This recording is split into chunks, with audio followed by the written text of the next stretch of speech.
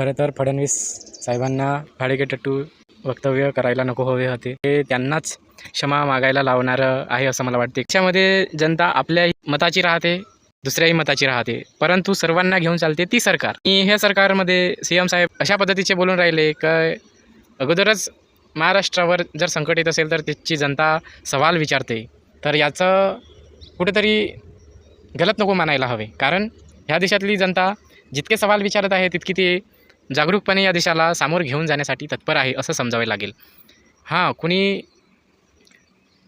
याच्यामध्ये दहशत पसरविणे किंवा देशद्रोही कार्य करणे अशातली कुठलीच बाब दिसत नाही आहे. अन्याय होतो त्याविरुद्ध विचारणे ह्याच्यात कुठला काही वाईट नाही आहे.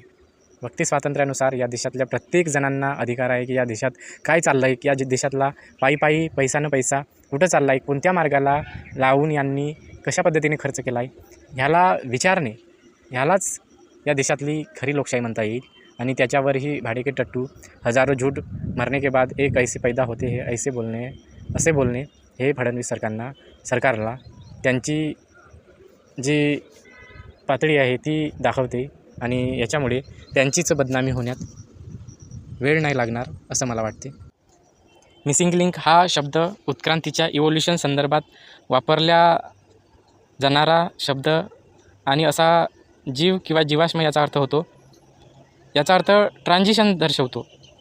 याचा अर्थ मुंबई आणि पुणे ह्यामध्ये जोडून देणारा असा महत्त्वाचा दुवा म्हणजे राजमार्ग असा मिसिंग लिंक होता. आणि त्याच्यामध्ये 6,700 काही कोटींच्या प्रमाणात या देशातल्या लोकांचा पायीनं खर्च झालेला पैसा आढळतो. तेव्हा ह्याकडे हा एवढा मोठा पैसा खर्चूनही शतके चालण्यालायक जर आपण काही निर्माण करू शकत नाही तर ह्याच्यामध्ये सरकारची अपयश आहे असं मला वाटते. आणि त्याच्यामध्ये सरकारच फेल ठरत आहे. जनतेला फसवण्यात हे सध्याचे सरकार मला पुढं आहे असे वाटते, कारण त्यांना असे भाड्याचे टट्टू आणि वेगवेगळे काही बोलणे म्हणजे एखादी समस्या उद्भवली तर त्याच्यावरून दुसरीकडे लक्ष केंद्रित करणे हाही एक उद्देश असू शकतो. कारण ते अगोदरच खूप चालाक आहेत असं मला वाटते आणि त्याच्यामुळे हे असले शब्द ते वापरतात. तेव्हा जनतेने ह्याकडे लक्ष देऊन आपले काम प्रश्न विचारणे ह्या देशातल्या व्यवस्थेला हे सुरू ठेवावे. बस एवढेच बोलतो.